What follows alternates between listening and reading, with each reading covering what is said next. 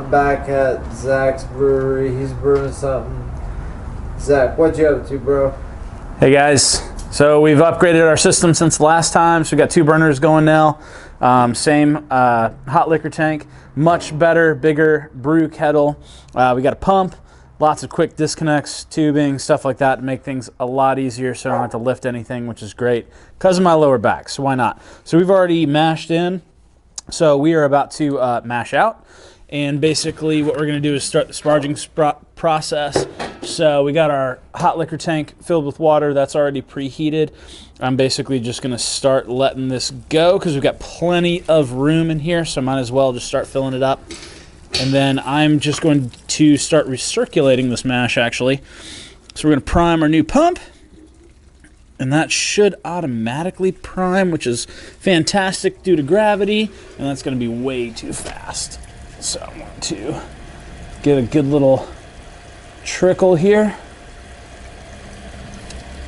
And what this is doing is basically establishing the grain bed as a filter. So we want everything to settle down nice and compact, but kind of be more of like a pillowy sort of feel. If you ever put your, like, I don't know, some kind of a stick or something like that in there, it should feel kind of pillowy, shouldn't feel too hard, and that's how you know you got a good grain bed established. What I'm doing right now is just recirculating this to get any grains that might have gotten underneath our false bottom back into the grain bed itself. So we want a nice clear wort, and then I'm going to let this run for 10 minutes.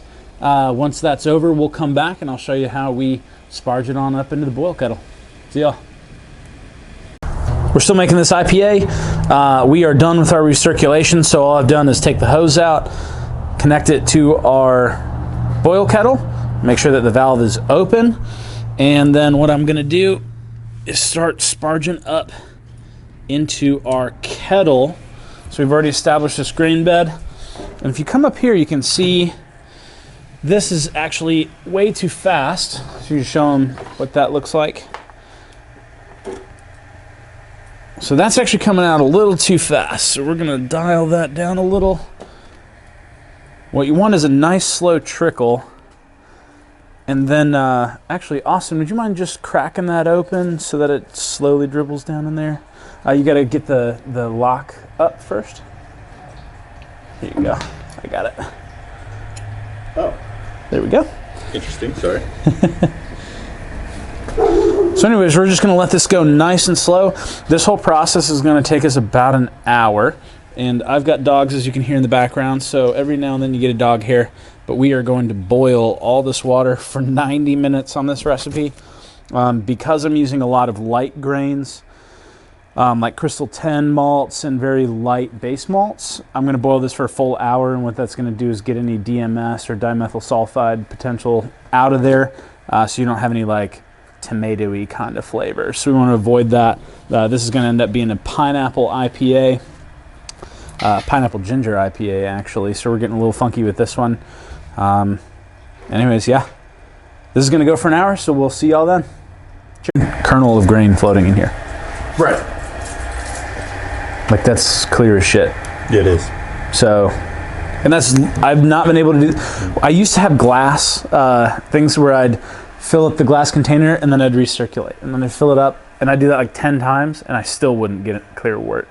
So I was like, all right, but since I got the pump. So I have pretty damn clear wort when I go to boil every time. So I wonder what the difference is there.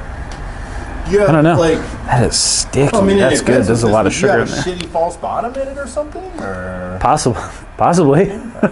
I got whatever Ken sold me. I had a shitty false bottom in mine, but I almost never have issues with that. Mine, it's just got a piece of... All right, guys, so we're in between steps right now. What we're looking at, we are almost at 212 degrees Fahrenheit, which for here is boiling. If you take a look real quick, we are just about to start. This is like a baby dinosaur egg about to hatch. Come on, little guy. It's starting to boil. There we go. Timing couldn't be better.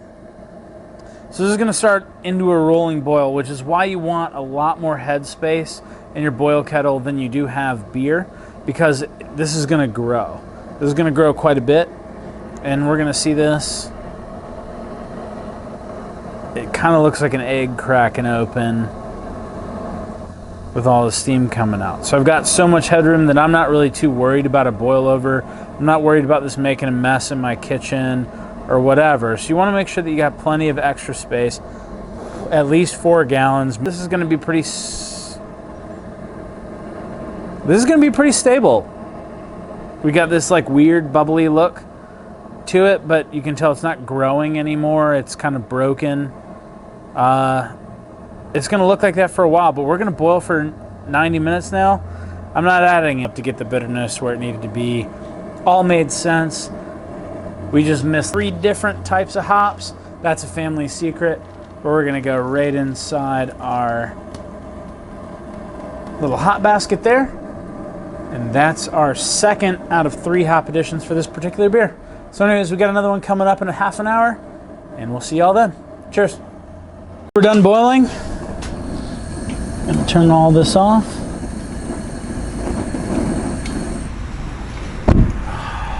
Let's flame out. So we're gonna add our last aroma, which is quite a bit in this particular recipe. All right. So now what we gotta do is set this up so that we can start cooling it off.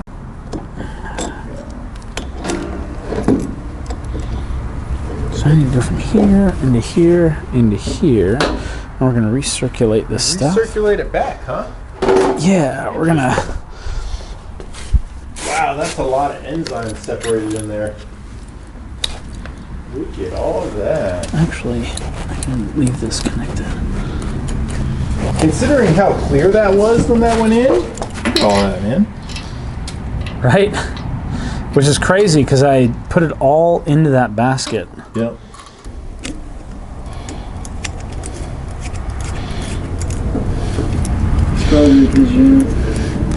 Probably this. I have a feeling this. All right. We gotta cool this. So, would you mind kicking that water back on? You ready? All right. So clearly, I need to get a better hose. This is a very cheap $10 hose.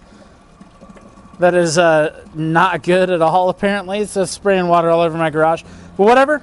So this is going through our, and basically we're just recirculating this through our chiller, and we're going to crash the temperature into a pitching temperature here very quickly. So we'll just hold on to this pipe. So it was boiling just a second ago, which is 212 degrees. I'm at 160 degrees right now already. So it's crashing super quick. Go ahead and check it out. We're already almost at 100 degrees. Holy shit, it's been like 3 minutes. That's fucking Crazy amazing. fast. That's not even ice water, man. I know. That's like regular Just hose air, water. bro. It's a little slower in the summer, but whatever. But you're not even using ice water. I recirculate ice water through this, and it takes like 10 to 15 minutes to cool down. And as you can tell, this is oxygenating the water like crazy, which is good for the yeast. Yep. We're at 100 degrees already. Holy shit, that's awesome.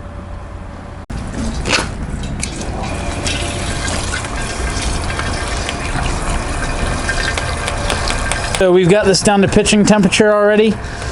It's actually about 80 degrees Fahrenheit, but it's going to continue to cool as we go into our fermenter.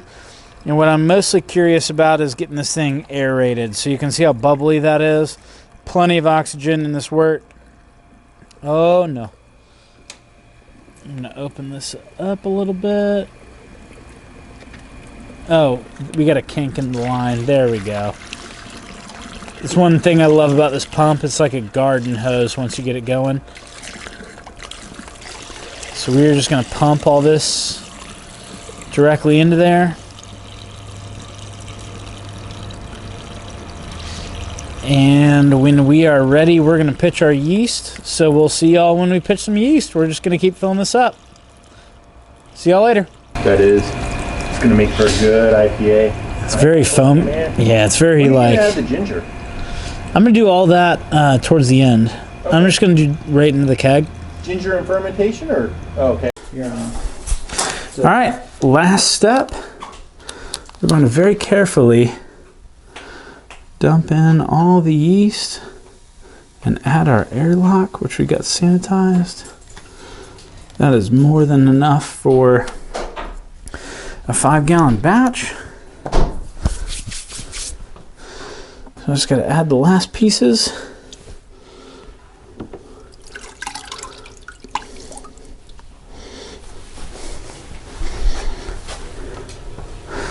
And we're just going to add our airlock to this. Oh, my jacket is soaking wet now. I'm just going to fill this up to the line. Oh, went a little too far. That's about perfect.